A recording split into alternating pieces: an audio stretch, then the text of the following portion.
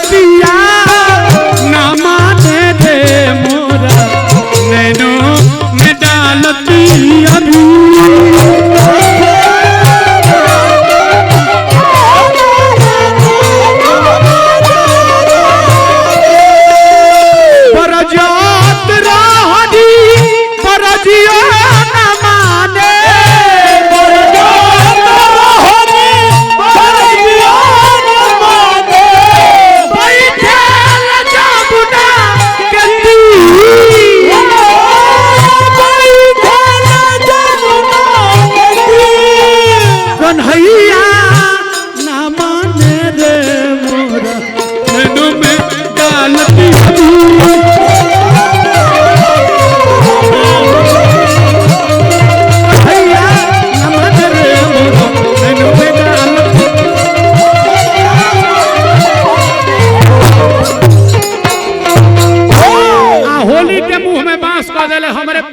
चेला हुए diamond star गुडू रंगीला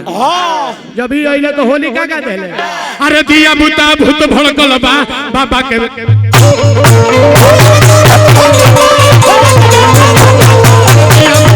भड़कल बा बाबा तेरा पिठिया पर आधे से हम रसिया रहले ये रंगीला जी हमार मार्केटे खा जी तो का देले अरे तारी पी के गाड़ी के चला ये होली अरे तारी पी के गाड़ी के चला मोबिल रही है मैगी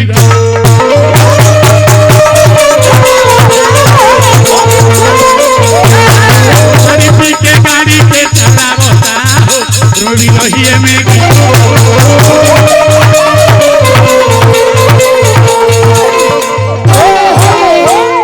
हमनी के स्वर शहजादे कहले सब पवन सिंह जी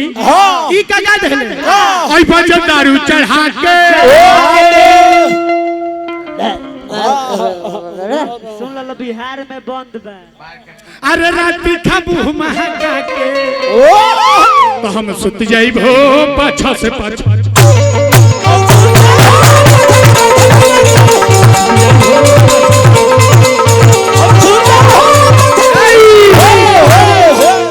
हमारे खानदान के खेसारी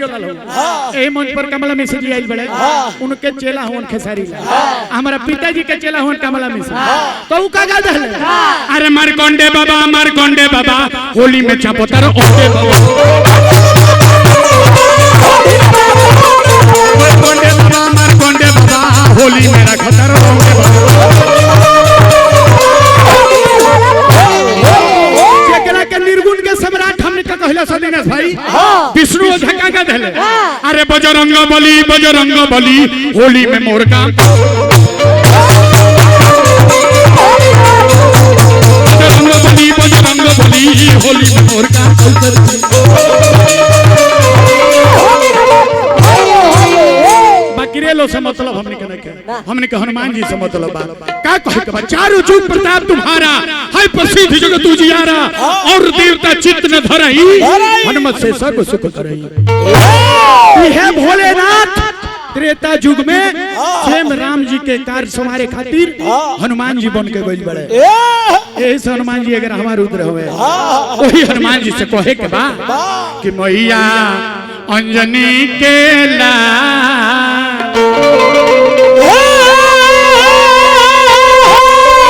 अरे जाना में दे दो दारा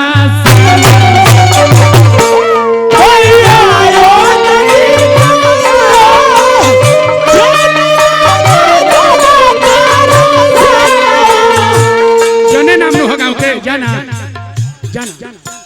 मैया अंजनी के ला जाना में दे दो दारा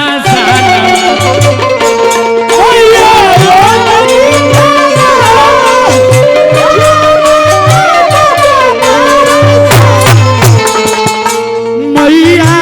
अंजनी के लाल मैया हो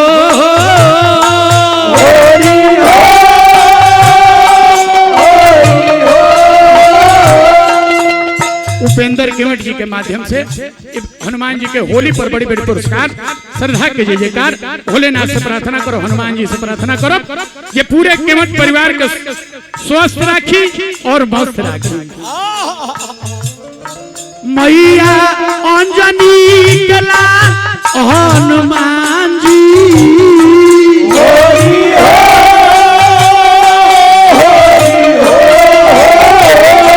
मैया अंजनी के लाल, मैया अंजनी के लाल, जाना में दे दो दारा साना।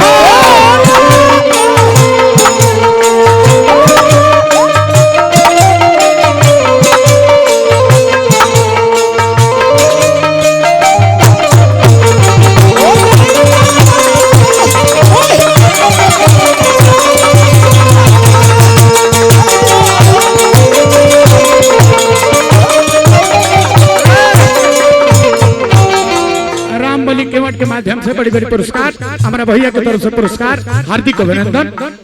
राम जी के दूत तू पवन के पुत्र हो,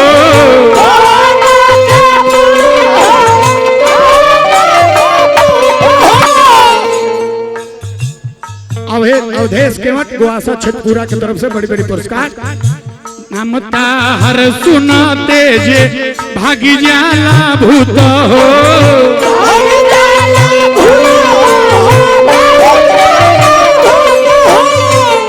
हौआ कलवा के काल हनुमान जी,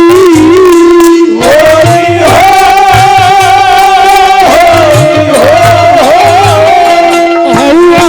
कलवा के काल, हौआ कलवा के काल, जाना में दे दो दारा सानवा।